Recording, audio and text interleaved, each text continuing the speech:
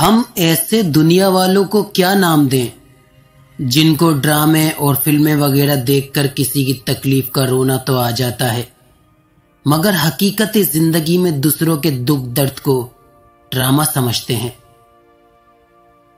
تمہارے پاس موجود چیزوں کا لوگوں کو مت بتایا کرو، کیونکہ ہر شخص کے بس کی بات نہیں ہوتی کہ تمہارے پاس جو نعمتیں اور خوشیاں دیکھ کر اچھی نیکی کا اظہار کریں۔ زندگی کو اس طرح جیو کہ جو تمہارا مذاق اڑائے اس کا اپنا مذاق بن جائے۔ پہلے لوگ مر جاتے تھے اور روح بھٹکتی تھی، اب روح مر جاتی ہے اور لوگ بھٹکتے رہتے ہیں۔ وہ جو پیدا ہوتے ہی زمین میں گاڑ دی جاتی تھی، وہ اب خود کو زندگی دینے والے اسلام سے آزادی چاہتی ہے۔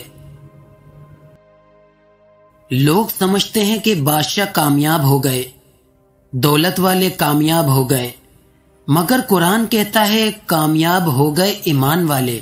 ہر اس محفل میں گھسنے کی کوشش مت کرو جہاں تمہاری کوئی جوڑ نہ ہو، ورنہ شرمندہ ہو جاؤ گے۔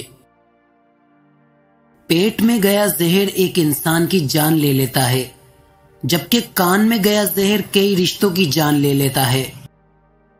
کسی انسان کی سوچ پڑھنی ہو تو اس سے مشورہ کر لیں، اس کا مشورے سے اس کا انصاف، نیکی، بدی اور علم سب جان لیں گے۔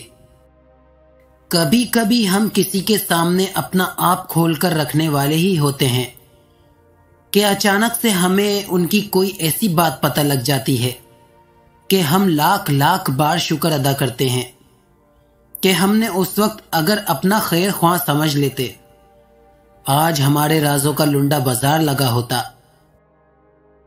بعض اوقات لفظوں کا تھپڑ دل پر بہت زور سے لگتا ہے۔ زندگی ہمیں بہت خوبصورت دوست دیتی ہے، لیکن اچھے دوست ہمیں خوبصورت زندگی دیتے ہیں۔ جس شخص سے محبت ہو جائے نا، اس کی آخرت کے بارے میں سوچا کرو کہ اسے کیسے بہتر بنایا جائے، یہ تمہاری محبت کی سب سے بڑی دلیل ہوگی۔ کوئی شخص کسی کا چراغ نہیں بجھاتا، چراغ کے اندر تیل کی کمی چراغ کو بجھاتی ہے۔ جس گھر کے اندر بلی کے رونے کی آوازیں آتی ہیں، یہ اس بات کی علامت ہے کہ اس گھر میں شیاطین گھومتے ہیں۔ اس وقت آیت الکرسی کا ورد کریں۔